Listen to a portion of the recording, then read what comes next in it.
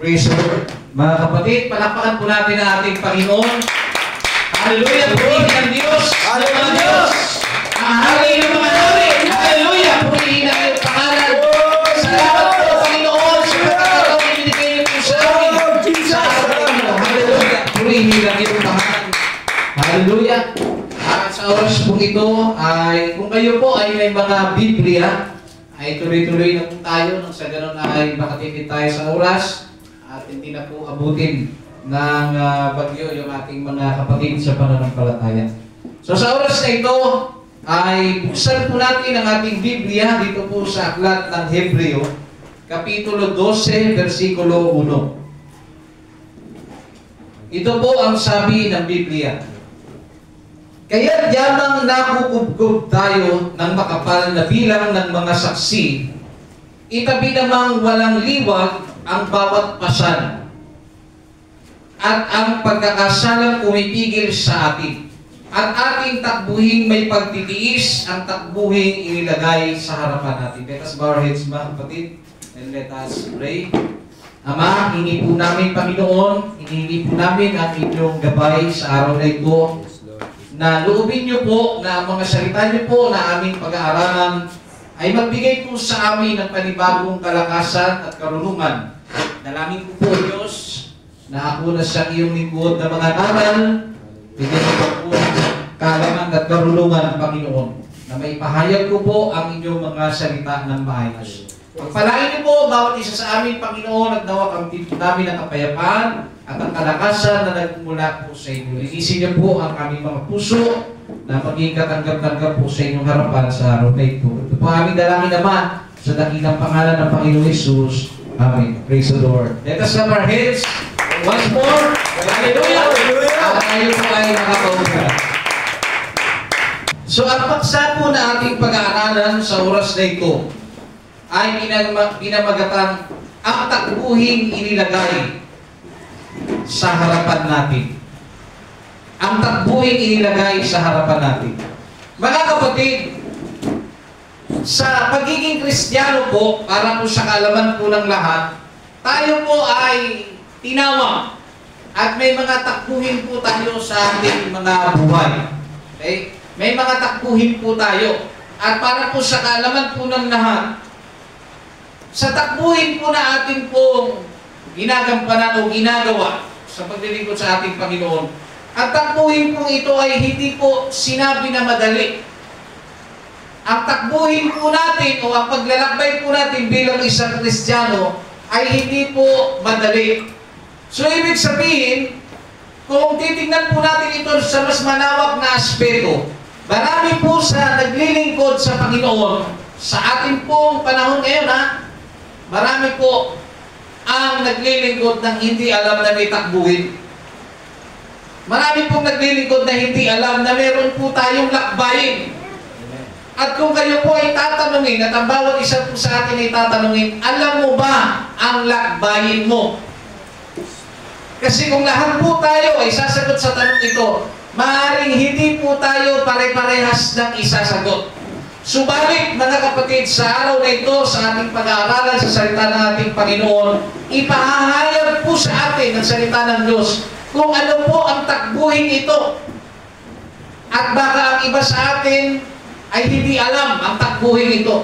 So sa oras po ito, base po sa sulat dito sa Hebrews chapter 12 verse 1, na sinasabi po ng banal na kasulatan, kaya yamang nakukubkob tayo ng makapal na bilang ng mga saksi, itabi namang walang liwang ang bawat pasan at ang mga kasalanang pumipigil sa atin, at ating takbuhin may pagtitiis at takbuhin inilagay sa harapan natin. So yung paksa po natin ay kinuha po natin sa Bible verse na ito na ating pong binasa. Okay? So ngayon, isa-isahin po natin ang ibig sabihin o ibig ituro sa atin ng Biblia. Sa una pong bahagi, sinabi dyan, yamang nakukubkob tayo ng makapal na bilang ng mga saksi. Sa usapang saksi, mga kapatid, sino po ba, mga kapatid, yung makapal na bilang ng saksi? Sabi niya, nakukubkob tayo. Pag sinabing nakukubkob, napapalimutan daw po tayo ng maraming saksi, mga kapatid. So, sino po itong mga saksi na ito? Kung atin po itong pag-aaralan at titignan maigi, base po sa kasulatan ng Biblia, ang tinutukoy po ng talata na mga saksi, ito po yung mga, kung tawagin ay bayani ng pananampalataya. Okay?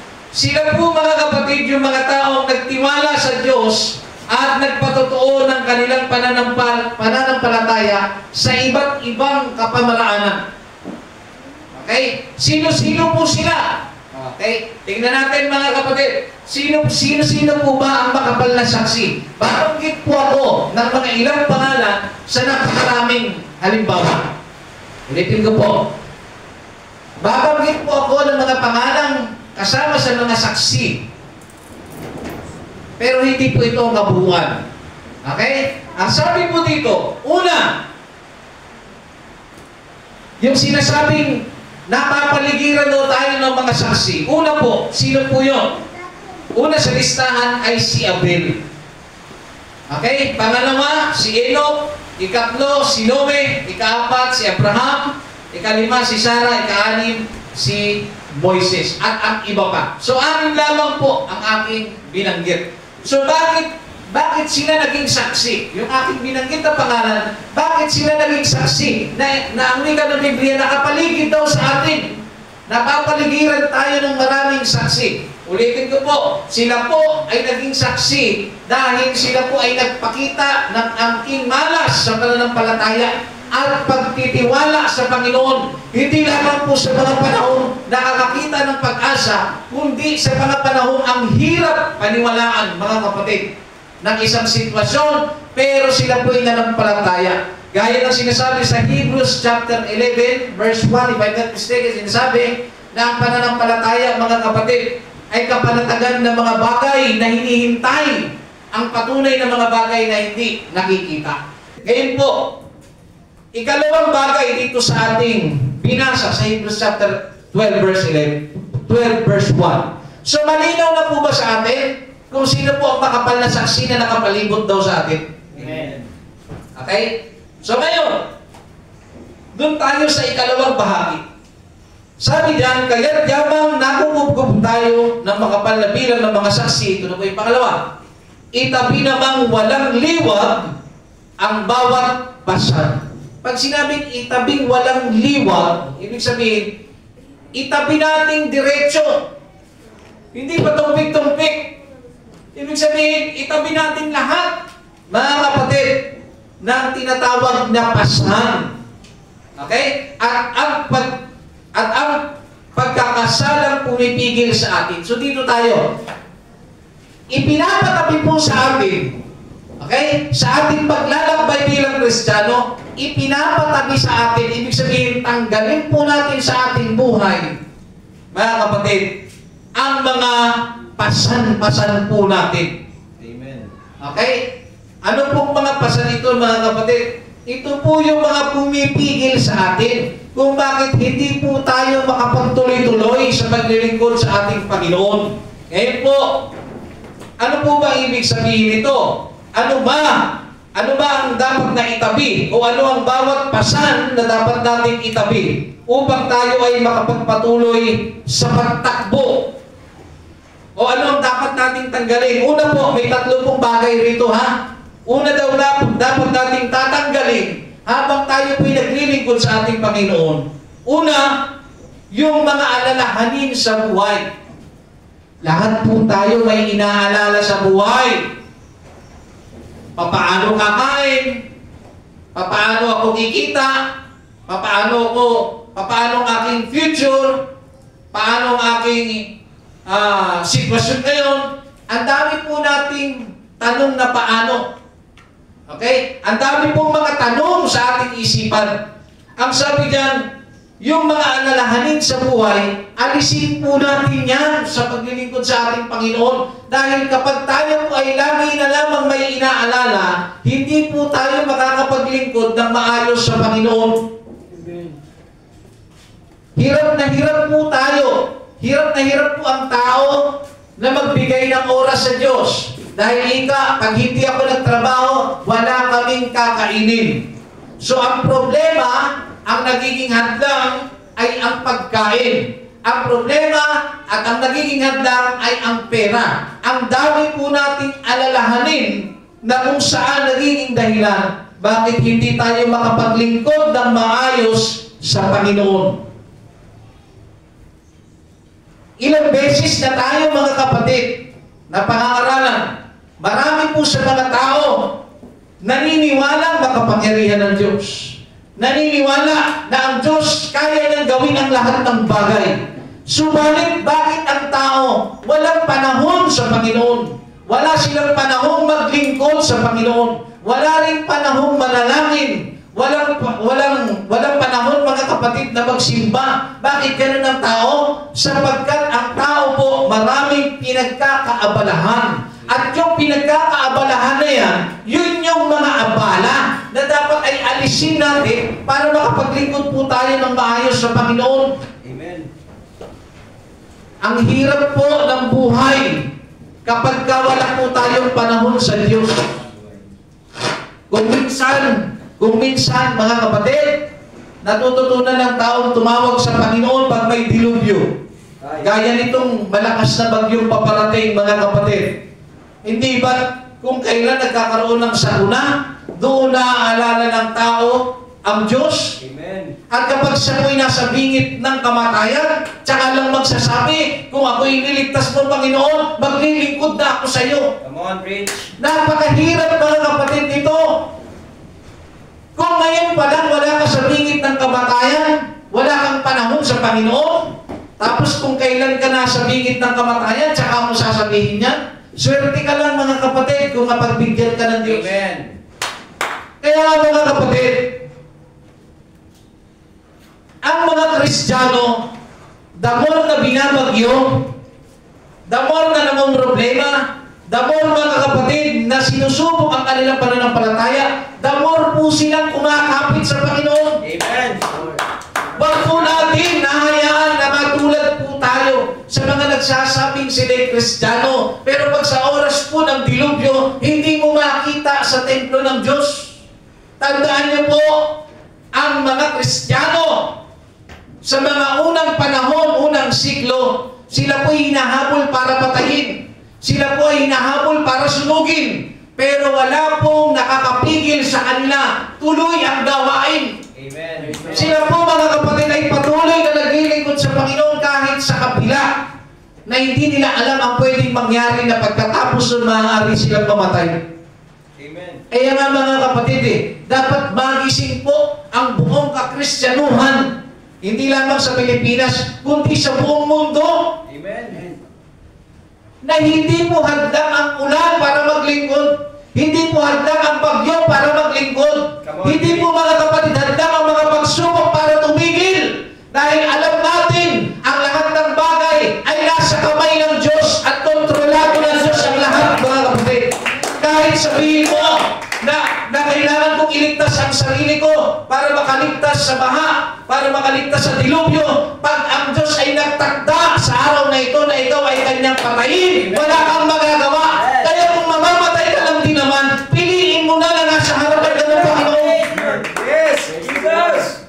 Isipin natin maigi, mga kapatid, kung kailan dapat mahigpit ang pagsubok, kung kailan dapat mahigpit ang mga suliranin, kung kailan mahigpit, mga kapatid, ang mga unos ng buhay, lalo po tayong kumapit sa Panginoon dahil may magagawa ang Diyos na hindi mo kayang gawin. Kahit saan ka pa magtago, mga kapatid, wala kang magagawa.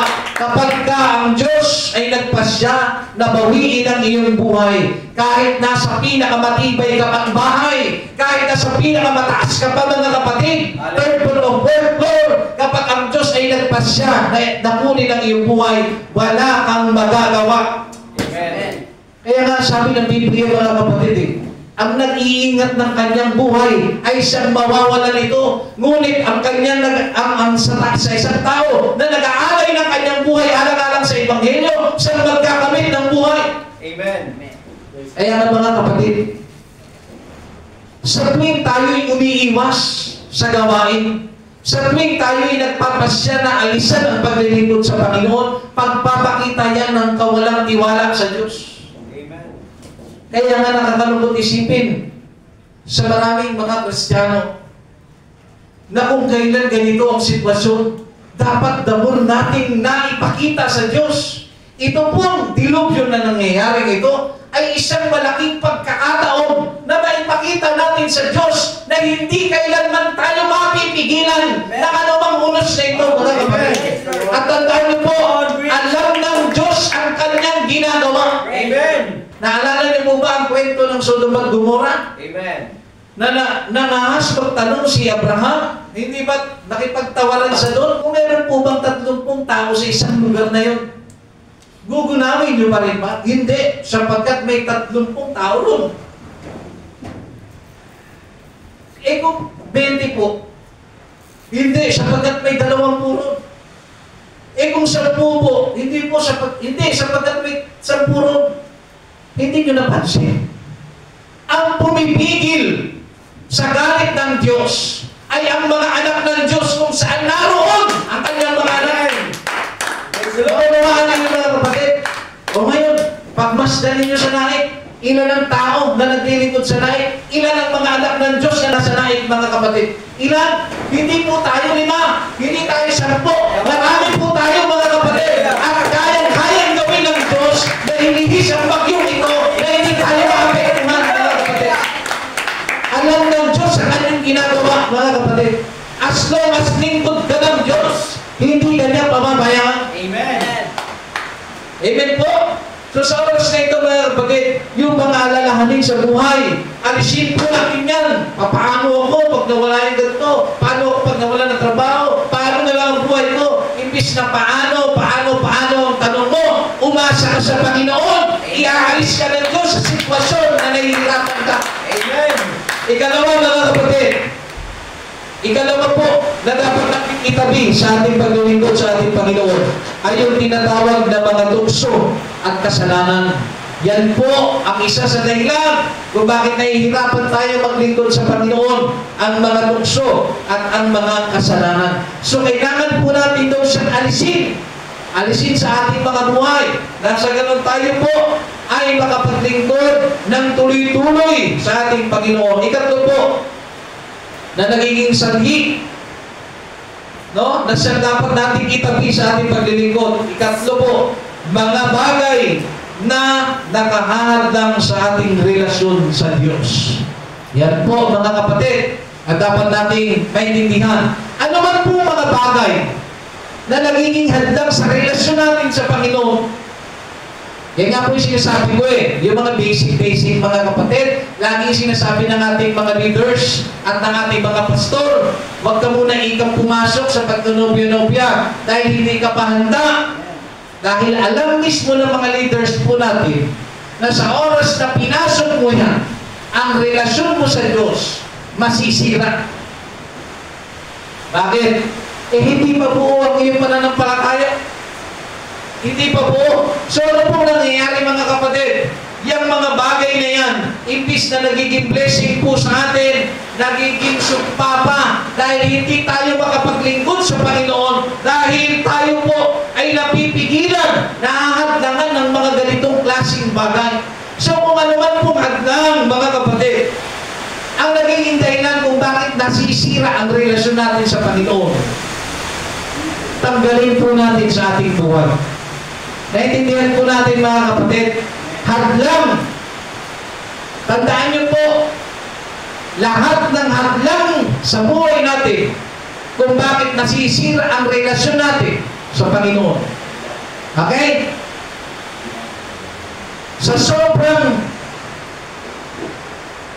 sobrang gustong-gusto mo ng mga hadlang na yan, wala ka ng prayer time, wala ka na rin worship time, wala ka na rin time na magsimba, wala ka ng time magbasa, wala ka ng time sa maraming bagay, mga kapatid. Yan po, kung ano man po nagiging dahilan kung bakit nasisira ang relasyon natin sa Panginoon, yan po yung hadlang na dapat nating tanggalin sa ating buhay.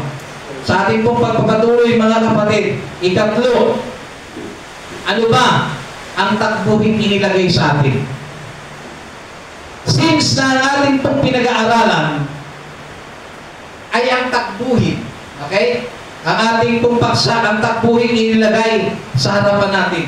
Since na yan po ang ating pinag-aaralan, ayon po sa Hebrews chapter 12 verse 1, ano po ba ang takbuhin natin? Sabi nito, ang takbuhin inilagay sa atin ay ang buhay Kristiyano. Okay? Buhay Kristiyano o paglalakbay sa Diyos. Ito ay isang takbo na may layuning makamit ang kaligtasan at makasama sa Diyos magpakailanman. Okay? Ano daw po yung takbuhin, mga kapatid? Ang takbuhin po natin bilang Kristiyano, mga kapatid, o ang takbuhin po natin sa buhay ay ang pagiging Kristiyano. Yung takbuhin natin, o sa mga tweet, sa madaling salita, mga kapatid, ang paglalakbay natin bilang Kristiyano papunta sa Diyos. Araw-araw tayong naglalakbay. Sa paglalakbay, marami tayong nakakaharap. Pagsubok, problema, pasanin, hadlang. Kung ano man po nagiging hadlang at pasanin pagsubok natin, tuloy lang tayo. Yun po yung ating takbuhin. Yung takbuhin Kristiyano papunta sa Panginoong Diyos. Okay? Ang layunin ng takbuhin na ito ay makarating po tayo doon sa ipinangako ng Panginoon. Amen, Lord. Yun po yung takbuhin. At sa takbuhin ito, hindi po ito pabilisan. Right. Amen. Hindi po ito pabilisan na kailangan ko maging MC ako agad. Kailangan ko maging magaling agad ako na preacher. Hindi po ganun yun, mga kapatid. As long as ikaw nag-i-improve dahil pa konti-konti, mga kapatid, nagpapatuloy ka sa pagtakbo. Amen. Nakuha natin, mga kapatid. Ngayon po, ang buhay Kristiyano ay isang mahabang lakbayin. Sa madaling salita, ang paglilingkod sa Panginoon ay hindi po for 1 week lang. Hindi sa pang 1 month, 2 months, 1 year, 2 years, 3 years, 5 years, 10 years. Eh, Brother James, hanggang kailan po ba ako tatakbo? Amen. Dalawang bagay ang sasabihin ko sa inyo. Una, hanggat buhay ka, tumakbo ka. Amen. Pangalawa, kung dumating ang rapture at nakita ka na tumatakbo pa rin, kasama ka. Naunawa natin? Praise the Lord. Inuulit ko po, hanggang kailan po ba tayo tatakbo? Una, hanggat buhay ka pa. Hanggat hindi pa dumadating ang Panginoon, wala po tayong option na huminto. Magpatuloy po tayo sapagkat yan po ang kalooban ng Diyos. Habang tayo po'y tumatakbo, mga kapatid, tanggapin po natin sa ating buhay, sa ating sarili, na sa pagtakbo, marami po tayong haharapin na pagsubok. Marami tayong haharapin mga buraot sa buhay. Marami tayong haharapin na mga problema. Marami tayong haharapin na mga dilubyo. Hindi lamang po itong bagyo, hindi lamang po itong lindol, hindi lamang ang digmaan, kundi maraming bagay kasama po dyan ng gutom. Amen. Amen.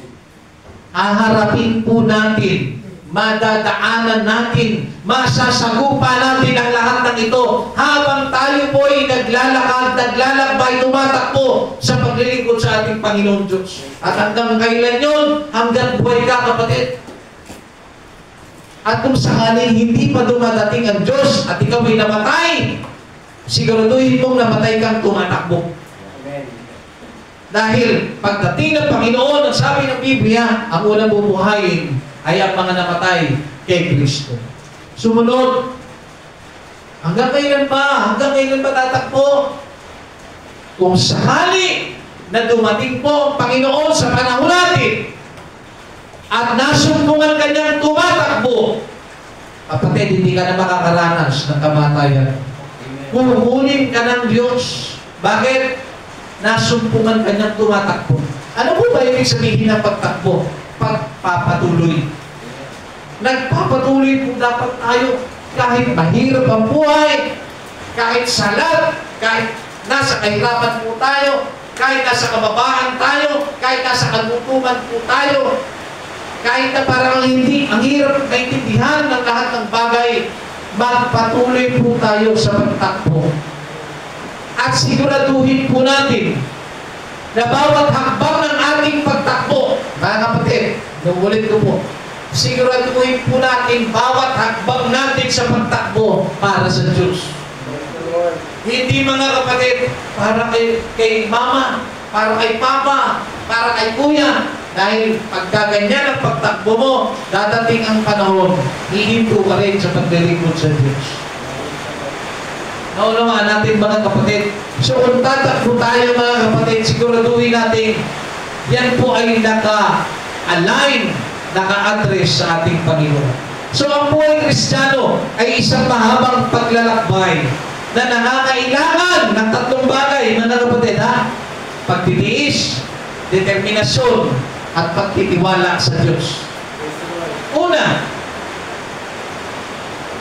ano po ba ang mga kailangan sa pagtakbo bilang Kristiyano? Tumatakbo po tayo, naglalakbay tayo bilang Kristiyano. Ang dulo nito, makasama ang Panginoon. So ngayon, ano po ba ang mga kailangan sa pagtakbo? Ano po ba ang kailangan sa paglalakbay natin bilang mga Kristiyano? So may tatlong bagay rito. Una mga kapatid, sa pagtakbo po natin, sa paglalakbay po natin, kinakailangan po ng tinatawag na pagtitiis. Sa pagtakbo, sa usapang sports, mga kapatid, sa larong paligsahan, pag sinabing takbuhan, okay? Takbuhan, pati pala sa pamamagitan ng takbuhan, halimbawa, 20 kilometro ang tatakbuhin mo, ang finish line, doon mo makakamit mga kapatid ang premyo o ang gantimpala. Sa pagtakbo mga kapatid, okay, hindi ko po inyong atensyon. Sa pagtakbo po mga kapatid, pag tumatakbo po ba kayo, masarap po ba sa pakiramdam? Masarap po ba sa pakiramdam? Siguro baka sa unang mga sandali, dahil marami kayo eh. Halimbawa marathon, takbo kayo, saya nyo pa, kausap mo pa eh. Sana makarating tayo sa dulo ha. Pero habang tumatagal ang takbo mga kapatid, ano pong nangyayari? Bumibigat po ang katawan. Pero bakit hindi humihinto ang mga tumatakbo, ang mga mananakbo? Dahil nakatingin po sila sa finish line. Na kahit habang tumatagal, bumibigat sa pakiramdam, nakakamalay mga kapatid sa legs, no? Nakakaramdam ka ng uhaw. Pero nandoon yung kanilang sigasig na makarating sa dulo. Bakit nila nagagawa yun? Dahil sa pagtitiis. Tinitiis nila ang hirap ng mga kapatid. Nakakamalay, nakakasakit sa katawan ng mga kapatid. Ngunit ang kanilang atensyon, ang kanilang isipan, tumakbo ako, tatapusin ko ang aking sinimulan hanggang makarating ako doon. Kahit hindi ako ang kauna-unahan, makatapos naman ako. Okay na. Tinitiis. Kaya sa pagtakbo, mga kapatid, sa pagiging Kristiyano, sa pagtakbo, napaka-importante po ng pagtitiis. Sa pagtakbo bilang Kristiyano, hindi palaging manok ang ulam mo. Hindi palaging baboy. Minsan gulay. Minsan dilis. Minsan asin. Pag asin pa, tatakbo ka pa rin. Pag toyo, o kung minsan wala ka ng makain, magpapatuloy ka pa rin pa sa paghambang kay Kristo. Sa panahon na tila baga ikaw po, mga kapatid, ay inaatake na mismo ng iyong mga magulang, ng iyong kapwa mananampalataya, magpapatuloy ka pa rin pa sa pagtakbo. Kailangan po nating matutunan ng magtiis. Magtiis ka. Pag pinili mo ang Panginoon, kailangan mong magtiis. Bakit? Si Kristo ay nagbigay ng halimbawa nung siya po'y nagtatawang tao. Nagbigay po siya ng halimbawa patungkol sa pagtitiis. Tiniis ni Kristo ang hirap, mga kapatid, ng kanyang buhatin ng cross ayon po sa pag-aaral, ang cross po na binuhat ni Jesus, o yung cross po na ginagamit, okay, pakinggan nyo, yung cross na ginagamit, ay ginagamit po yun sa mga kriminal. At ang death penalty sa Roma, kapag ikaw po ay kriminal, ipako ka sa krus. Tandaan niyo po ang death penalty nung araw, ipako ka sa krus. At kapag kausapang krus, at nakakakita ka ng pisikal na krus, alam niyo po ba na ang pagkapako sa krus ay isang malaking kahihiyan? Nung araw, ang krus po ay isang pinakanakakababa ng pagkatao pag ikaw po ay napako. At binibilag ka sa kahihiyan. Talagang tinanggalan ka, mga kapatid, ng dignidad pag ikaw po ay napako sa krus. At yung krus na yun, mga kapatid, ay tumitimbang ng 30 hanggang 40 kilo ang bigat. Yung krus na yun. So, doon po siya naglalaro. Yun po yung ipinapako, doon inilalagay ang mga kriminal. Sa 30 hanggang 40 kilo ang timbang, ang bigat. So, nung binuhat po ni Kristo ang krus, wala pong sinabi ang Biblia na buong krus ang binuhat niya. Kasi kung buong krus ang binuhat niya, yun po ay titimbang ng 30 hanggang 40 kilo. Intindihan? Subalit, ang tinitingnan nila dito, yun po kasi ay binuhat ng pahalang. So ano po nangyari? May bigat po na napupunta sa ground. Naintindihan nyo? So suma total, ayon sa pag-aaral, ipagpalagay na lang natin 30 kilos yun. O 40 na, isagad na natin. Kasi 30 to 40 kilos po ang bigat ng cross na ginagamit sa mga kriminal. Kung yung po ay nakasandig sa lupa, yung mahaba at nakapasan, kung 40 kilos yun, suma total, naglalaro po sa 20 kilos ang buhat-buhat ni Jesus. Nawanin nyo? Pero mabigat pa rin yun, mga kapatid. Ayon po yan sa research, mga kapatid. So ngayon, buhat-buhat po yan ni Kristo, mga kapatid. At siya po ay ipinako sa krus, binilad sa kahihiyan. Naalala niyo po yung aral sa Biblia. Yung mga tumatalikod sa Panginoon, yung nagpabackslide, ano ang sinasabi? Ibinibilad muli nila sa kahihiyan. Sino? Si Kristo. Binibilad sa kahihiyan.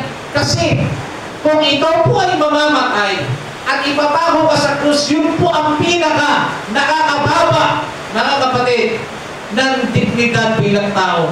Nakakahiya, pinaka nakakahiya, na mapako ka sa krus at mamatay ka nang nakapako sa krus. Naunawaan natin. Subalit, nagtiis po ang ating Panginoon. Itong good news, pinagtiisan niya hanggang makarating siya sa finish line. Ano po ang finish line? Doon po sa cross of Calvary. Doon niya po ibinigay ang kanyang sarili, ipinako po siya doon, nabilag po siya sa kahihiyan. Tiniis niya po ang lahat na sabi ng Biblia, si Jesus ay nagpakita ng halimbawa na dapat nating tularan. Kung si Jesus nga na Panginoon ay nagtiis, gaano pa kaya tayo, mga kapatid? Tiniis ni Jesus ang lahat para sa atin. At sa takbuhin ng buhay na ito, kung si Jesus ay tiniis niya, kailangan din natin magtiis. Ang sabi ng Biblia, walang alipin na kahihigit sa kanyang Panginoon. Kung ano ang dinadanas ng kanyang Panginoon, siyang dadanasin niya rin.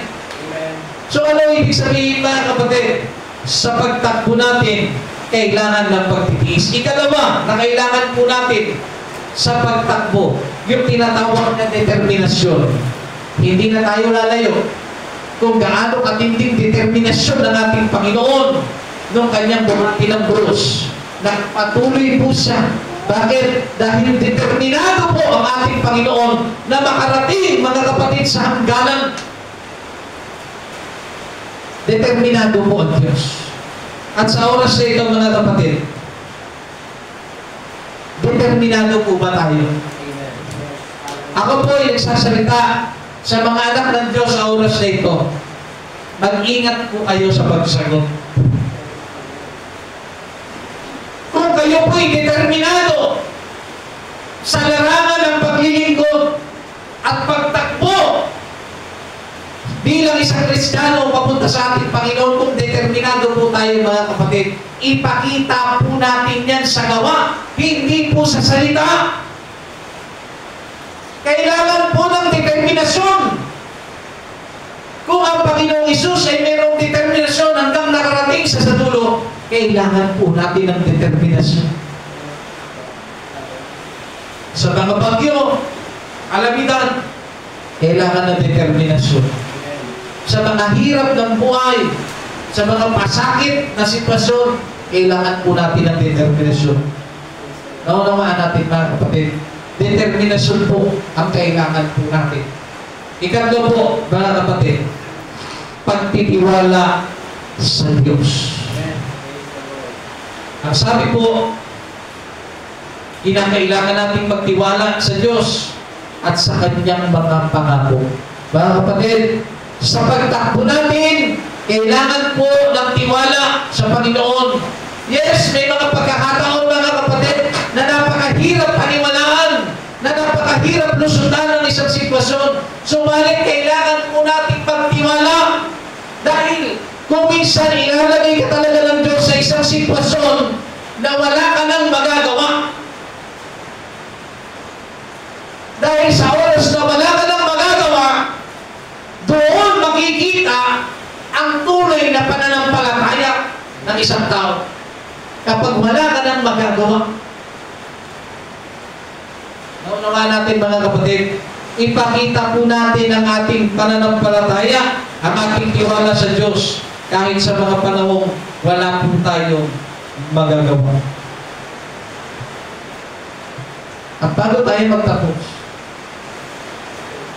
yun po yung ating mga kailangan. Magpatuloy po tayo sa paglilingkod sa Diyos. Amen. Alam niyo po, kung kayo po itatanungin ko, kapag nakakakita po kayo ng cross, ano po ang naaalala ninyo? Ha? Ano po ang naaalala ninyo? Ang naaalala natin sa panahon ngayon, si Jesus. Pag nakakakita ka ng cross, nagiging symbolism siya ng simbahan. Na kapag may cross ang isang building, ibig sabihin simbahan, nagpapaalala na may napako sa krus. Tama? Alam niyo mga kapatid, yung ating naiisip sa krus, ngayon lang yan. Alam niyo kung bakit? Kasi kung hindi po napako si Jesus sa krus, ang krus po ay mananatiling kahihiyan. Dahil dyan po pinapako lahat ng kriminal.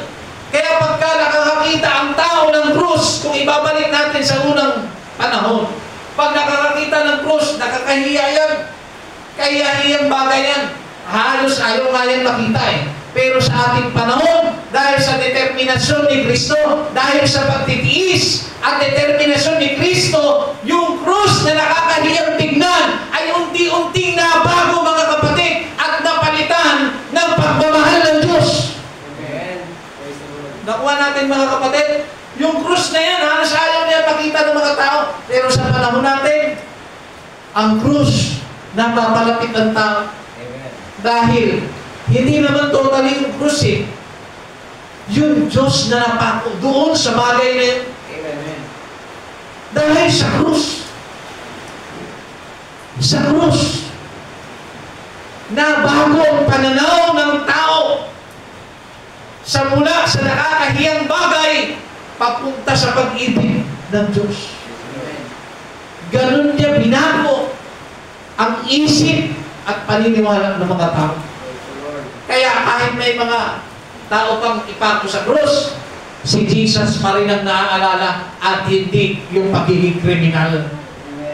Nunawa natin mga kapatid. Sa oras po ito, sa ating pong pagpupuri sa ating Panginoon, ang sabi ng Biblia, ulitin ko lamang po, ang sabi ko sa Hebrews chapter 12 verse 1, Kaya't yamang nalulukob tayo ng makapal na bilang ng mga saksi. Itabi namang walang liwag ang bawat pasad. Itabi na natin yan.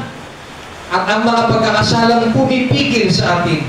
At ating takbuhin may pagtitiis. Ang takbuhin inilagay sa harapan natin. Mga kapatid, tumakbo po tayo ng may pagtitiis. Kailangan po sa pagtakbo ang pagtitiis. Dahil kung hindi po tayo magtitiis, ang sabi ng Biblia, kapag tayo po ay magtiis, maliligtas tayo. Naunawa natin mga kapatid, magtiis tayo hanggang wakas. Hanggang dulo ito kapatid. Sa paglilingkod natin sa Diyos, hanggang dulo po ito. Huwag po tayong susuko.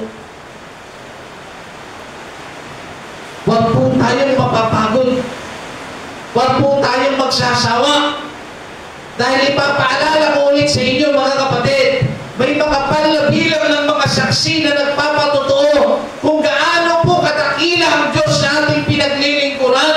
Amen. Kung gaano po siya kamakapangyarihan. Tayo po'y napapaligiran ng mga saksi na ito na hindi lamang po natin nalalaman kung gaano katakila ang ginagawa ng Diyos. Lord. Ay sa oras na ito, let us all stand, mga kapatid. Purihin po natin ang ating Panginoon. Tumakbo po tayo ng may pagtitiis. Takbuhin po natin at takbuhin inilagay sa harapan po natin.